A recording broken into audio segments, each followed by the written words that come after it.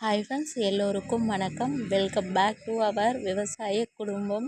இன்றைக்கி நம்மளோட வீடியோவில் என்ன பார்க்க போகிறோன்னா ஃப்ரெண்ட்ஸ், எங்களோட குலதெய்வம் பொங்கல் மண்டே கோயிலில் பூச்சாட்டுதல் பண்ணுறாங்க. அதனால் வீடெல்லாம் க்ளீன் பண்ணுற ஒர்க் தாங்க போயிட்டுருக்குது. சரி, ஓகே, வீட்டில் இருக்கிற ட்ரெஸ் எல்லாத்தையும் எடுத்துகிட்டு போய் துவைச்சிட்டு வந்துடலான்னு சொல்லிட்டு பெட்ஷீட் எல்லாமே வீடெல்லாம் க்ளீன் பண்ணுறதுனால அதையும் துவைச்சி எடுத்து மடித்து வச்சிடலான்னு சொல்லிட்டு வாய்க்காலுக்கு தான் வந்திருக்கோம். ஹஸ்பண்ட் நான் 2 பேரும் ட்ரெஸ் எல்லாம் வாஷ் பண்ணிவிட்டு அவர் ஒரு பேட்ச் கொண்டு போய் வீட்டில் வச்சுட்டு வந்துட்டாருங்க. பாப்பா ஈவினிங் ஸ்கூல் முடிச்சுட்டு 4 மணிக்கு வந்துட்டாங்க.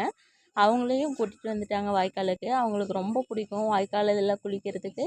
சரி, பாப்பா போக்குன்னு போயிடுவாங்கன்னு சொல்லிட்டு கூட்டிகிட்டு வந்துட்டு அவர் நீச்சல் அடித்து காமிச்சிட்டு இருந்தார். இந்த மாதிரி தான் நீச்சல் அடிக்கணும்னு சொல்லிட்டு பாப்பா பயந்துக்கிட்டு படிக்கட்டிலே உட்காந்து குளிச்சுக்கிட்டாங்க.